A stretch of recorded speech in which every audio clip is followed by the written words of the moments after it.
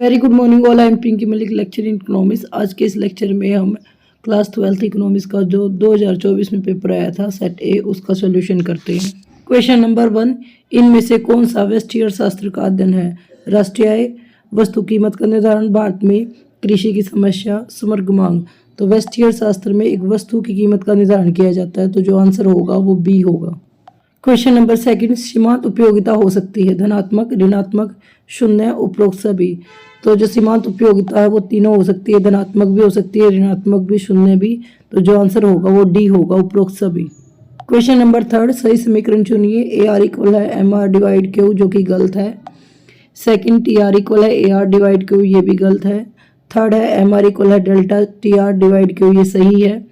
Fourth, A R equal है T R multiply Q, ये भी रॉन्ग है। तो जो सही आंसर होगा वो सी होगा। क्वेश्चन नंबर 4, सम विच्छेद बिंदु पर फर्म की लाभ हानि स्थिति होती है, शून्य, धनात्मक, ऋणात्मक, कोई नहीं। तो सम विच्छेद बिंदु पर एक फर्म को न तो लाभ होता है ना ही हानि। तो जो आंसर होगा वो ए होगा, शून्य। क्वेश्चन, संतुलन बिंदु वह बिंदु है जिस पर मांग व पूर्ति की शक्तियाँ होती है, आगे पीछे हो जाती है, बराबर नहीं होती, बराबर होती है, कार्य नहीं करती। तो संतुलन बिंदु पर मांग और पूर्ति द्वारा जो बिंदु डिसाइड होता है उस पर मांग और पूर्ति है वो बराबर होती है। संतुलन बिंदु वह बिंदु है जिस पर मांग व पूर्ति बराबर होती है। तो जो आंसर होगा वो सी होगा। क्वेश्चन नंबर 6, स्वतंत्र अर्थव्यवस्था में आर्थिक क्रियाओं पर डैश नियंत्रण होता है, सरकार का, बाजार शक्तियों का। तो स्वतंत्र अर्थव्यवस्था में बाजार शक्तियों का नियंत्रण होता है। क्वेश्चन नंबर 7, यदि पूर्ति की लोच 1 से अधिक है तो पूर्ति होती है। तो अगर जो पूर्ति की लोच है वो इकाई से अधिक है तो उसे हम लोचदार कहेंगे। क्वेश्चन नंबर 8, जब एम आर धनात्मक है तो टी आर होता है। जब एम आर धनात्मक होता है, पॉजिटिव होता है, तो उस टाइम पे जो टी आर है वो बढ़ती दर से बढ़ता है। क्वेश्चन नंबर 9, बजट रेखा के बाहर कोई भी बिंदु अप्राप्त संयोगों को प्रकट करता है, नॉन अटेनेबल कॉम्बिनेशन को शो करता है, जो बिल्कुल सही है। संतुलन की स्थिति में तटस्थ वक्र और कीमत रेखा एक दूसरे को स्पर्श करती है, ये भी सही है। ए और बी दोनों ही सही है, लेकिन जो आर है वो एक ही सही व्याख्या नहीं कर रहा, तो इसलिए जो आंसर होगा वो बी होगा। क्वेश्चन नंबर 10, असरेशन और रीजनिंग का पूर्ति और पूर्ति की मात्रा समरूप धारणाएं हैं, जो कि रॉन्ग है। पूर्ति और पूर्ति की जो मात्रा है वो अलग अलग धारणाएं हैं। और बाजार पूर्ति अनुसूची से अभिप्राय समस्त उद्योग की पूर्ति अनुसूची से है, ये बिल्कुल सही है। क्वेश्चन नंबर 11, सीमांत आगम से क्या अभिप्राय है? सीमांत आगम ज्ञात करने का सूत्र क्या है? तो जो मार्जिनल रेवेन्यू होती है, एक अतिरिक्त इकाई की बिक्री करने से कुल आगम में जो चेंज होता है उसे हम सीमांत आगम कहते हैं। तो जो फॉर्मूला होता है मार्जिनल रेवेन्यू का वो होता है change in total revenue due to change in quantity. एक एक्स्ट्रा यूनिट के बिक्री से कुल आय में जो चेंज होता है उसे हम सीमांत आगम कहते हैं। एम आर का जो दूसरा फॉर्मूला होता है, एम आर इक्वल होता है टी आर एन माइनस 1, यानी कि जब भी हमें एन इकाई की एम आर निकालना है तो वो होगा T R N minus 1। Extra unit की बिक्री से जो भी कुल आगम में चेंज होता है उसे हम सीमांत आगम कहते हैं। अथवा में क्वेश्चन है, कारक के प्रतिफल और पैमाने के प्रतिफल में कोई 3 अंतर बताइए। तो जो कारक का प्रतिफल है वो अल्पकाल में प्राप्त होता है, जबकि जो पैमाने का प्रतिफल है वो दीर्घकाल में होता है। कारक के प्रतिफल में सभी साधन हैं वो परिवर्तनशील नहीं होते, यानी कि कुछ साधन स्थिर होते हैं और कुछ साधन परिवर्तनशील होते हैं। जबकि पैमाने के प्रतिफल में, क्योंकि दीर्घकाल में होता है, सभी साधन परिवर्तनशील होते हैं। कारक के प्रतिफल में हमें घटते बढ़ते अनुपात का नियम लागू होता है और कृषि पर लागू होता है, जबकि पैमाने के प्रतिफल में घटते बढ़ते प्रतिफल का नियम लागू नहीं होता। क्वेश्चन नंबर 12, मांग के स्थिर रहने पर पूर्ति में होने वाले प्रयत्न का संतुलन कीमत पर पड़ने वाले प्रभाव को समझाइए। यानी कि क्वांटिटी में कोई चेंज नहीं हो रहा है किसी भी वस्तु का, तो पूर्ति में अगर चेंज होता है तो उससे संतुलन कीमत पर क्या इफेक्ट पड़ेगा, हम डायग्राम से समझ लेते हैं। मान लो ये हमारा डिमांड कर्व है जो कि स्थिर है और ये हमारा सप्लाई कर्व है। संतुलन बिंदु पी पर है और की पर क्वांटिटी है। अब प्राइस में चेंज तब होगा जब सप्लाई में चेंज होगा, क्योंकि डिमांड में कोई भी चेंज नहीं हो रहा है। अगर सप्लाई इंक्रीज होती है तो सप्लाई के इंक्रीज होने से जो संतुलन बिंदु है वो Q1 पे डिसाइड होगा, जिसकी वजह से जो प्राइस है वो भी कम होकर P1 डिसाइड हो जाता है। यानी कि जब पूर्ति की मात्रा बढ़ती है तो जो प्राइस है वो कम हो जाता है। सेम ऐसे ही अगर हम सप्लाई को कम करते हैं तो जो प्राइस है वो बढ़कर, क्योंकि नया संतुलन बिंदु E2 पर होगा, जिसकी वजह से जो क्वांटिटी है वो कम हो जाएगी और जो प्राइस है वो बढ़ जाएगा। तो इस हिसाब से जब मांग स्थिर रहती है तो पूर्ति के बढ़ने से कीमत कम होती है, सप्लाई के चेंज होने से जो कीमत है वो कम हो जाती है और सप्लाई के घटने से जो कीमत है वो बढ़ जाती है अगर मांग में कोई चेंज नहीं होता है। क्वेश्चन नंबर 13, आर्थिक समस्या क्या है, इसके उत्पन्न होने के कारण क्या है। आर्थिक समस्या चुनाव की समस्या है और चुनाव की समस्या क्यों उत्पन्न होती है, क्योंकि मनुष्य की जो आवश्यकताएं हैं वो असीमित है और उनको पूरा करने वाले जो साधन है वो सीमित है। आवश्यकताएं हमारी असीमित है, जबकि इन आवश्यकताओं को पूरा करने वाले जो साधन है वो सीमित है। और साधनों का सीमित होने से अभिप्राय है कि उनकी जो डिमांड है वो ज़्यादा है और उनकी सप्लाई है वो कम है। इसे हम दुर्लभता की समस्या भी कहते हैं। और ये समस्या इसलिए उत्पन्न होती है क्योंकि साधन सीमित है और उनके वैकल्पिक प्रयोग है। तो आर्थिक समस्या यानी कि दुर्लभता की समस्या है और इसके उत्पन्न होने के 3 कारण है। पहला, आवश्यकता असीमित है। दूसरा, जो साधन है वो सीमित है। और तीसरा, साधनों के वैकल्पिक प्रयोग है। किसी भी साधन के बहुत सारे प्रयोग हो सकते हैं, जैसे टाइम को आप पढ़ने के लिए भी यूज़ कर सकते हो, टीवी देखने के लिए भी यूज़ कर सकते हो। दूध का प्रयोग आप चाय बनाने के लिए भी कर सकते हो, दूध को सिंपल पीने के लिए भी यूज़ कर सकते हो, या दूध से मिठाई भी बना सकती है। तो हमें चुनाव करना पड़ता है किस साधन का प्रयोग किस तरह करना है, इसी वजह से आर्थिक समस्या उत्पन्न होती है। क्वेश्चन नंबर 13 के जो अथवा में पूछ रखा है वो वेस्टी अर्थशास्त्र की विषय सामग्री के बताइए। विषय सामग्री का मतलब है कि वेस्टी अर्थशास्त्र में किन किन तत्वों का अध्ययन किया जाता है। तो वेस्टी अर्थशास्त्र में वस्तु की कीमत के निर्धारण के बारे में बात किया जाता है, जिसकी वजह से वेस्टी अर्थशास्त्र का जो दूसरा नाम है वो कीमत सिद्धांत है। दूसरा, हम साधन की जो भी आय होती है यानी कि साधन आय का निर्धारण होता है वो भी वेस्टी अर्थशास्त्र में होता है। उपभोक्ता के संतुलन की हम बात करते हैं, उसको भी हम वेस्टी अर्थशास्त्र में ही अध्ययन करते हैं। एक उत्पादन यानी कि एक फर्म का उत्पादन या फर्म को संतुलन कैसे प्राप्त होता है उसको भी हम वेस्टी अर्थशास्त्र में अध्ययन करते हैं।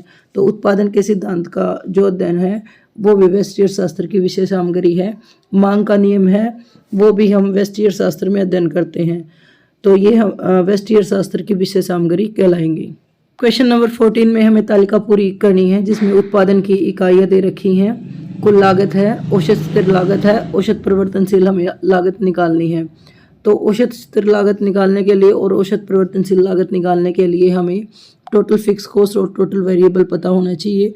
टोटल फिक्स्ड और टोटल वेरिएबल कॉस्ट निकालने के बाद ही हम औसत स्थिर लागत यानी कि एवरेज फिक्स कॉस्ट और एवरेज वेरिएबल कॉस्ट निकाल सकते हैं।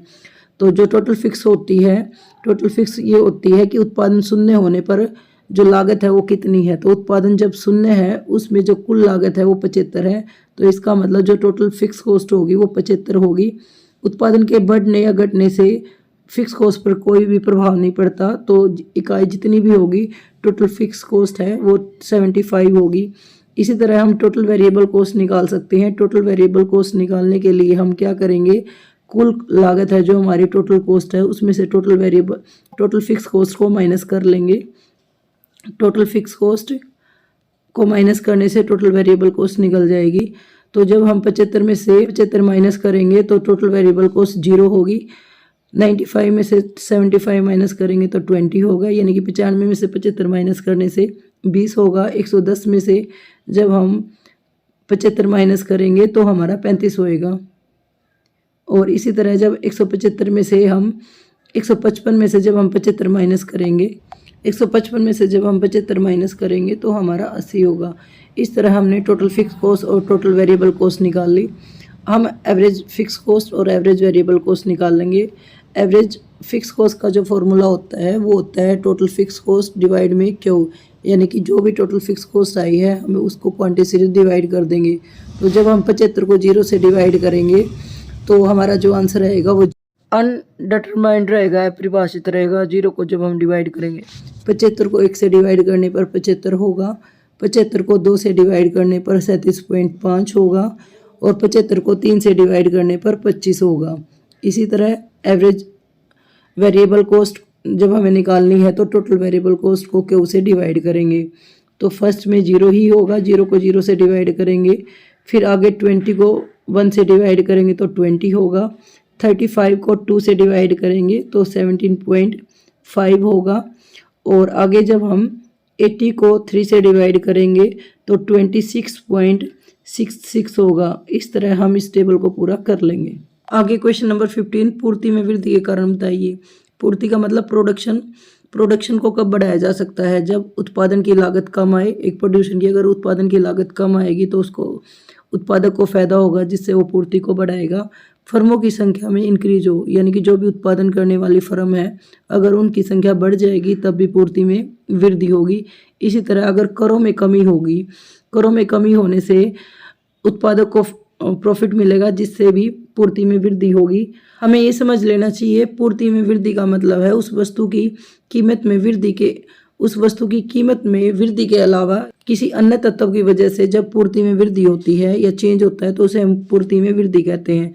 और पूर्ति में विस्तार तब होता है जब वस्तु की कीमत में वृद्धि होती है, जिससे पूर्ति को बढ़ाया जाता है तो उसे पूर्ति में विस्तार कहते हैं। तो जो पूर्ति में वृद्धि होती है वो अन्य तत्वों की वजह से होती है, जैसे लागत में कमी आने से, फर्मों की संख्या में वृद्धि होने से, या टैक्सों में कमी होने से। सरकार अगर टैक्स कम लगाएगी तो उत्पादक को फायदा होगा। आगे क्वेश्चन नंबर 16, मांग का नियम क्या है? मांग वक्र के ऋणात्मक होने के कारण बताइए।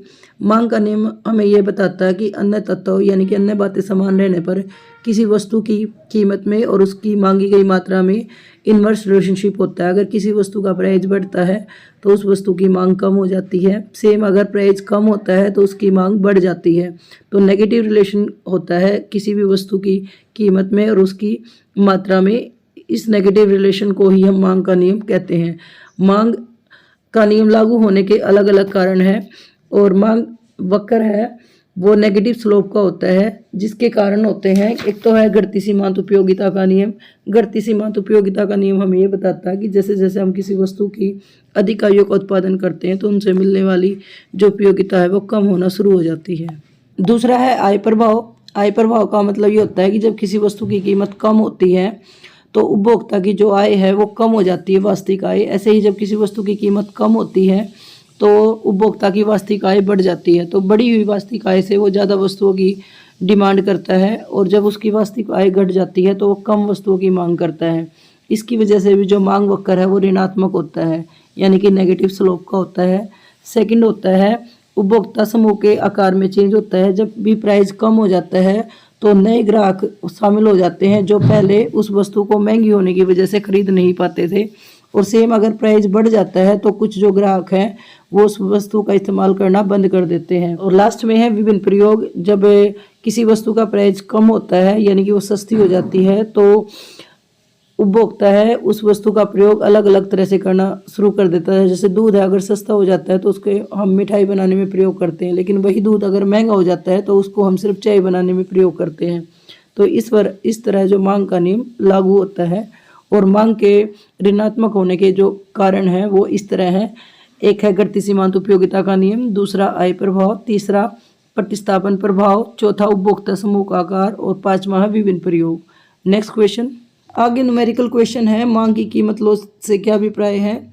वस्तु की कीमत 4 प्रति इकाई से बढ़कर 5 प्रति हो जाने पर उसकी मांग इकाई 20 इकाइयों से घटकर 10 इकाई रह जाती है। कुल वह विधि द्वारा मांग की लॉस ज्ञात कीजिए। मांग की कीमत लॉस से अभिप्राय है कि किसी वस्तु की कीमत में चेंज होने से उसकी मांग में कितना चेंज होता है।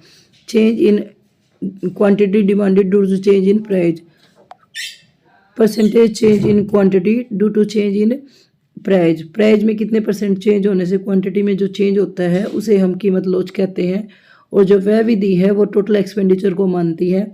प्राइस में और चेंज होने से टोटल एक्सपेंडिचर में क्या इफेक्ट पड़ता है? अगर प्राइस के कम या ज़्यादा होने पर टोटल एक्सपेंडिचर में कोई इफेक्ट नहीं पड़ता तो उसे हम इकाई लॉसदार कहते हैं। लेकिन अगर प्राइस के बढ़ने से टोटल एक्सपेंडिचर है वो कम हो जाता है और प्राइस के कम होने से टोटल एक्सपेंडिचर बढ़ जाता है, यानी कि इन्वर्स रिलेशनशिप होता है, तो उसे हम इकाई लॉसदार कहते हैं।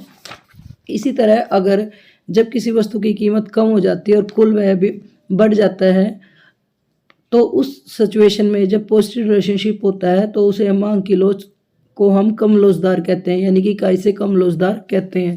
तो अब हम इसका न्यूमेरिकल सॉल्यूशन कर लेते हैं। जो प्राइस है वो पी है से डिनोट करते हैं। वो पहले है वो 4 दे रखे हैं, P1 है वो हमारा 5 है, यानी कि जो कीमत है वो 4 से बढ़कर 5 हो जाती है। जो क्वांटिटी है वो पहले 20 है, 20 से घटकर 10 हो जाती है। तो जो टोटल एक्सपेंडिचर होगा, टोटल एक्सपेंडिचर होता है P इंटू क्यू। तो पहले जो टोटल एक्सपेंडिचर है वो 80 है, और अब टोटल एक्सपेंडिचर जब कीमत बढ़ती है तो टोटल एक्सपेंडिचर है घटकर 50 हो जाता है, क्योंकि 10 को जब हम 5 से मल्टीप्लाई करेंगे तो 50 हो जाएगा। तो कीमत बढ़ रही है, 4 से 5 हो रही है, लेकिन जो टोटल एक्सपेंडिचर है वो घट रहा है। नेगेटिव रिलेशनशिप है, इसलिए मान की जो लोच होगी वो इकाई से अधिक होगी। Elasticity will be greater than 1। Question number 17, पूर्ति की कमी, पूर्ति में वृद्धि, पूर्ति का संकुचन और पूर्ति के जो विस्तार है सचित्र समझाइए। तो हम ये देख लेते हैं, जो भी पूर्ति में कमी होती है वो किसी भी वस्तु की जो मात्रा है यानी कि पूर्ति है वो कीमत के अलावा चेंज होने की वजह से, अगर कीमत घट जाती, कीमत के अलावा अन्य तत्वों की वजह से पूर्ति में की जो मात्रा है वो घट जाती है, तो उसे हम पूर्ति की कमी कहेंगे। पूर्ति में वृद्धि भी, अगर कीमत में चेंज न होने से, अन्य तत्वों में चेंज होने से जब पूर्ति बढ़ जाती है तो उसे हम पूर्ति में वृद्धि कहेंगे। पूर्ति का संकुचन होता है, किसी वस्तु की जो कीमत है अगर वो घट जाएगी तो उसकी जो मात्रा है पूर्ति है वो भी घट जाएगी, उसे हम पूर्ति का संकुचन कहेंगे। और पूर्ति का विस्तार, किसी वस्तु की जो कीमत है अगर बढ़ जाती है और पूर्ति में भी बढ़ोतरी होती है, यानी कि पूर्ति है वो भी इंक्रीज हो जाती है, तो हम पूर्ति का विस्तार कहेंगे। तो इसे हम डायग्राम से भी देख सकते हैं। पूर्ति में जब वृद्धि होती है तो जो सप्लाई कर्व है, पूर्ति में वृद्धि होती है, जो सप्लाई कर्व है SS वो हमारा दाईं तरफ खिसक जाता है, जबकि पूर्ति का संकुचन और पूर्ति के विस्तार में जो सप्लाई कर्व है वो सिर्फ शिफ्ट नहीं होता, सिर्फ एक पॉइंट से दूसरी पॉइंट तक मूवमेंट करता है। पूर्ति के विस्तार में जैसे ही प्राइस बढ़ता है तो जो पूर्ति वक्र है वो उसका जो पॉइंट है वो संचरण हो जाता है, यानी कि एक ही पॉइंट से आगे की तरफ बढ़ते हैं। ऐसे ही पूर्ति का जब संकुचन होता है तो वो पीछे की तरफ मुड़ जाता है, लेकिन वक्र वही रहता है, पूर्ति वक्र सेम वक्र पे होता है। लेकिन जब पूर्ति में कमी या वृद्धि होती है तो जो पूर्ति वक्र है वो शिफ्ट हो जाता है। नेक्स्ट क्वेश्चन, पूर्ण प्रतियोगिता बाजार से क्या अभिप्राय है, इसकी विशेषता क्या है। पूर्ण प्रतियोगिता बाजार एक ऐसा बाजार होता है जिसमें किसी समरूप वस्तु के बहुत सारे विक्रेता होते हैं, बहुत सारे क्रेता होते हैं। प्रत्येक विक्रेता और क्रेता को पूर्ण ज्ञान होता है। ये सारी की सारी जो विशेषता होती हैं वो पूर्ण प्रतियोगिता की होती हैं। फर्म अपनी मर्जी से प्रवेश भी कर सकती हैं और उद्योग को छोड़ भी सकती हैं। कीमत होती है वो उद्योग द्वारा निर्धारित होती है, और जो निर्धारण होता है वो वस्तु की मांग और पूर्ति द्वारा होता है। जो फर्म होती है वो कीमत स्वीकारक होती है, और इस वजह से जो फर्म है उसमें जो AR होता है और MR होता है वो OX के पैरेलल होता है, समान कीमत होती है। जो फर्म है वो कीमत स्वीकारक होती है और जो उद्योग है वो कीमत निर्धारक होता है। आगे क्वेश्चन समष्टि अर्थशास्त्र के। क्वेश्चन नंबर 18, एक निश्चित समय अवधि पर मापी जाने वाली मात्रा को कहते हैं वस्तुएं, प्रवाह, स्टॉक, निम्न में से कोई नहीं। तो निश्चित अवधि पर हम जब मापते हैं तो उसे हम प्रवाह कहते हैं, जबकि अगर एक पॉइंट पर मापा जाता है तो उसे हम स्टॉक कहेंगे। तो जो आंसर होगा वो B होगा। क्वेश्चन नंबर 19, भारत में राष्ट्रीय का अनुमान कौन लगाता है। केंद्रीय सांख्यिकी संगठन, भारतीय रिजर्व बैंक, राष्ट्रीय परिदृश्य सर्वेक्षण सैंपल यानी कि NSSO, ये सभी। तो भारत में जो राष्ट्रीय का अनुमान किया जाता है वो केंद्रीय सांख्यिकी संगठन द्वारा किया जाता है, CSO द्वारा। RBI सिर्फ मौद्रिक प्रणाली को नियंत्रित करता है, और जो NSSO है वो रोजगार संबंधी डाटा इकट्ठे करता है। तो जो आंसर होगा वो A होगा। क्वेश्चन नंबर 20, भारतीय रिजर्व बैंक की स्थापना कब हुई थी। 1940, 1935, 1950, 1920। तो भारतीय रिजर्व बैंक की जो स्थापना हुई थी वो 1935 में हुई थी। जो आंसर होगा वो B होगा, 1935।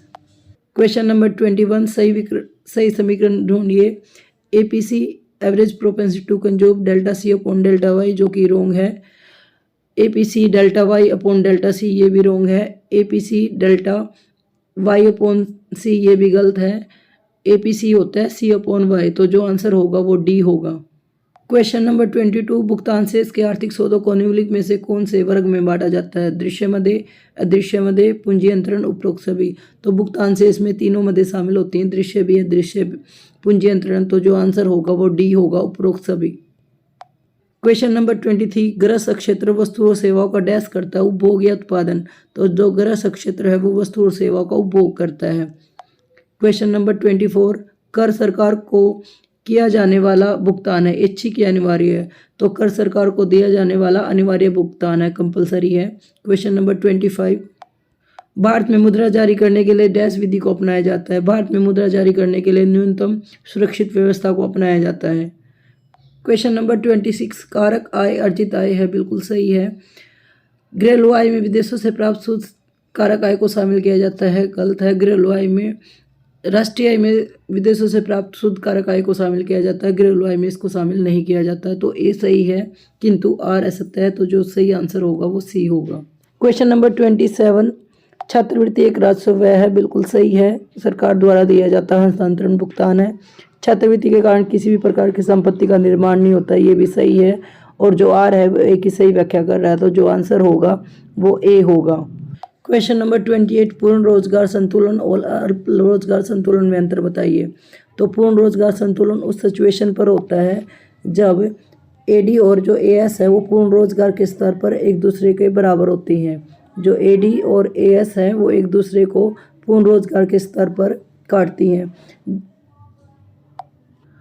पूर्ण रोजगार प्राप्त होने पर जो हमारा एएस वक्र है वो बिल्कुल स्ट्रेट हो जाता है, यानी कि प्राइस के कम या ज़्यादा होने पर प्राइस बढ़ भी जाएगा, लेकिन पूरा रोजगार होने के बाद जो एएस है उसको नहीं बढ़ाया जा सकता। वो पूर्ण रोजगार की सिचुएशन में ओ वाई के पैरेलल हो जाता है एएस।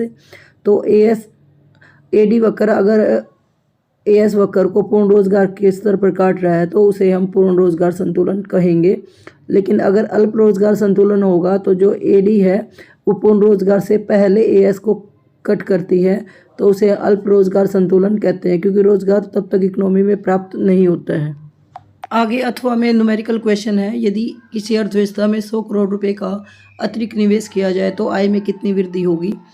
तो इसको हम निकाल सकते हैं। इसी एमपीसी की जो वैल्यू है वो 1/2 है, जिसको हम बोल सकते हैं 0.5 यानी कि आधी है। और जो गुणक का फॉर्मूला होता है वो होता है 1/1 - एमपीसी। तो इस तरह जो गुणक के दो फॉर्मूले होते हैं, एक होता है 1/1 - एमपीसी, एक होता है change in income due to change in investment. Investment में चेंज होने से इनकम में जो चेंज हुआ है उसको हम गुणक कहते हैं। तो इन दोनों फॉर्मूला का प्रयोग करके हम इस न्यूमेरिकल क्वेश्चन को सोल्व कर सकते हैं। के इक्वल है 1/1 - एमपीसी। एमपीसी की वैल्यू है वो 1/2 है। जो रखने के बाद 1/2 यानी कि 0.5, तो 1 में से 0.5 माइनस करेंगे तो 0.5 होगा। पॉइंट हटाने के लिए 10 ऊपर चला जाएगा, 10/5, तो यानी 2। जो गुणक की वैल्यू है वो 2 है। अब क्योंकि जो गुणक है वो होता है change in income due to change in investment, तो के की वैल्यू 2 अभी हमने निकाल ली है। इन्वेस्टमेंट में जो चेंज हुआ है वो 100 करोड़ का है, इनकम में हमें निकालना है। तो क्रॉस मल्टीप्लिकेशन करने पर डेल्टा वाई इक्वल हो जाएगा 200 करोड़। जब अगर 100 करोड़ का इन्वेस्टमेंट किया जाएगा तो इनकम में 200 करोड़ का वृद्धि होगी। आगे क्वेश्चन नंबर 29।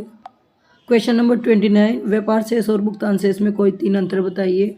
जो व्यापार शेष है उसमें केवल दृश्य मदों को शामिल किया जाता है, जबकि भुगतान शेष में दृश्य मदे, अदृश्य मदे और पूंजी अंतरण तीनों को शामिल किया जाता है। व्यापार शेष संकुचित धारणा है, भुगतान शेष विस्तृत धारणा है। व्यापार शेष भुगतान शेष का ही एक भाग है। व्यापार शेष में अगर कोई चेंज होता है, यानी कि व्यापार शेष अगर प्रतिकूल होता है तो भुगतान शेष की वजह से उसको ठीक किया जा सकता है, लेकिन भुगतान शेष अगर प्रतिकूल हो जाता है तो व्यापार शेष की मदद से उसको चेंज नहीं किया जा सकता।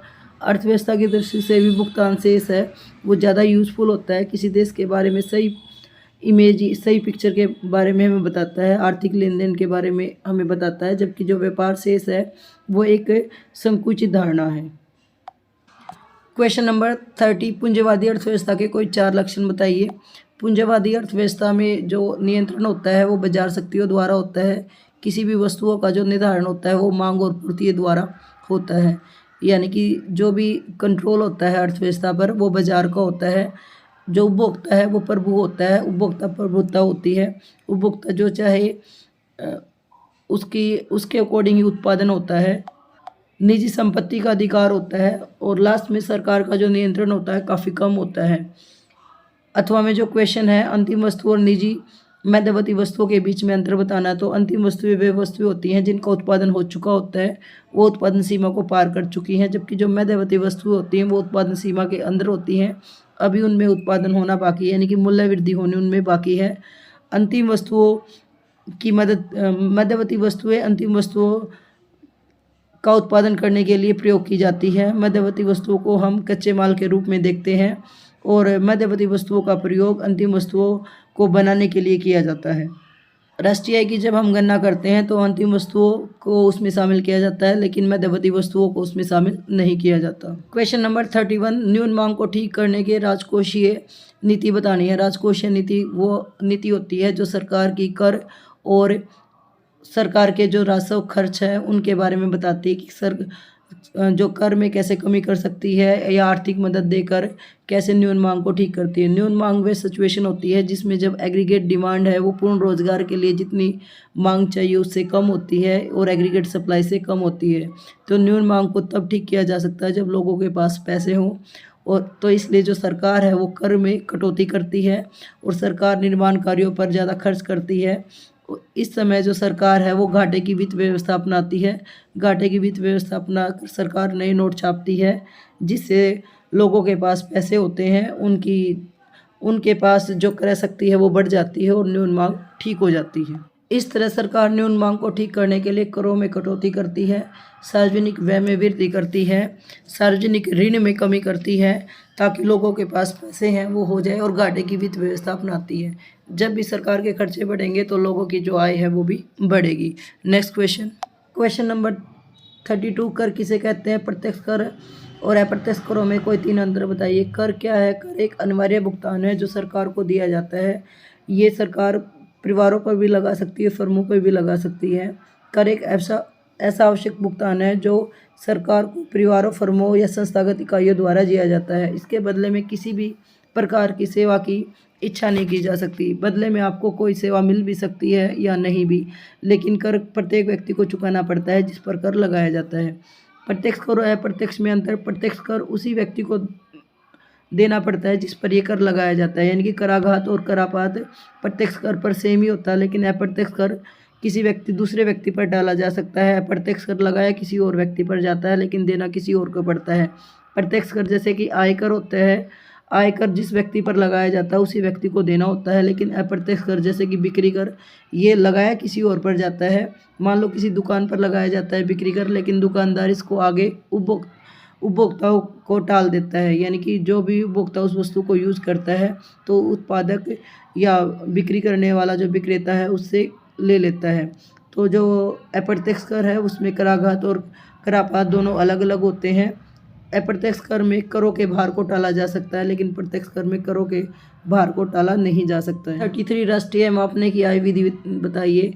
आय विधि वह विधि है जिसमें एक लेखा वर्ष में उत्पादन के जितने साधन हैं, भूमि, श्रम, पूंजी, उद्यम, उनको मिलने वाली साधन आय को जोड़ते हैं। तो राष्ट्रीय मापने की जो आय विधि है उसमें हम कर्मचारियों का पारिश्रमिक, परिचालन अधिशेष और मिश्रित आय को हम जोड़ते हैं तो हमें शुद्ध घरेलू उत्पाद मिलता है। इसमें हम विदेशों से प्राप्त होने वाली साधन आय को जोड़ देते हैं तो हमारी शुद्ध राष्ट्रीय आय निकल जाती है। जो आय विधि है उसमें सबसे पहले हम जो उत्पादन करने वाली जो इकाइयाँ हैं उनको हम देख लेते हैं। प्राथमिक क्षेत्र, द्वितीयक क्षेत्र और तृतीयक क्षेत्र, जितना भी उत्पादन हुआ है उनको हम मेजर करते हैं। तो आय विधि में हम सबसे पहले कर्मचारियों का पारिश्रमिक यानी कि वेतन है या उनको सामाजिक सुरक्षा में जो योगदान है उनको प्लस करते हैं। प्लस में परिचालन अधिशेष में हम लगान, ब्याज, इन सभी को शामिल करते हैं। साथ में मिश्रित आय, जब हम इनको प्लस कर लेते हैं तो हमें साधन कीमत पर शुद्ध घरेलू उत्पाद मिलता है। उसमें हम विदेशों से प्राप्त होने वाली शुद्ध साधन आय को जोड़ देते हैं तो जिससे हमारी राष्ट्रीय आय निकल जाती। अथवा में क्वेश्चन है, राष्ट्रीय आय की गणना में शामिल न होने वाली मदें, तो जो हस्तांतरण आय है उनको राष्ट्रीय आय में शामिल नहीं किया जाता। गैर कानूनी कार्यों से जो आय मिलती है उसको राष्ट्रीय आय में हम शामिल नहीं करते। पुरानी वस्तुओं को भी राष्ट्रीय आय में शामिल नहीं किया जाता। अचानक से जो आय प्राप्त होती है उसको राष्ट्रीय आय में शामिल नहीं करते। स्वयं उपभोग की जो वस्तुएं हैं उनको भी राष्ट्रीय आय में शामिल नहीं करते। उपहार कर, मृत्यु कर, संपत्ति कर, ये हस्तांतरण भुगतान है, इसको भी हम राष्ट्रीय आय में शामिल नहीं करते। क्वेश्चन नंबर 24, मुद्रा से क्या अभिप्राय है? इसके मुख्य कार्य है। मुद्रा से अभिप्राय कोई भी ऐसी वस्तु से है जो विनिमय का काम करती हो, लेन देन का काम करती हो। तो मुद्रा के अलग अलग कार्य हैं जिसको हम प्राथमिक, द्वितीयक और तृतीयक कार्य में बांटते हैं। प्राथमिक कार्य में विनिमय के माध्यम के रूप में और मूल्य के मापदंड के रूप में ये काम करती है। नेक्स्ट जो क्वेश्चन है वो है केंद्रीय बैंक से आप क्या समझते हैं, इसके कार्य क्या है? केंद्रीय बैंक देश का सर्वोच्च बैंक होता है, इसे हम बैंकों का बैंक भी कहते हैं। इसके कार्य हैं, केंद्रीय बैंक जैसे भारत में आरबीआई बैंक है, नोट छापने का अधिकार है वो आरबीआई के पास होता है। मौद्रिक नीति को नियंत्रण करने का अधिकार भी आरबीआई के पास होता है। आरबीआई बैंकों का बैंक है। पूरी जो व्यापारिक बैंक है उनको कंट्रोल करने का अधिकार भी आरबीआई के पास होता है। आज के लिए इतना ही, धन्यवाद। Thanks for watching.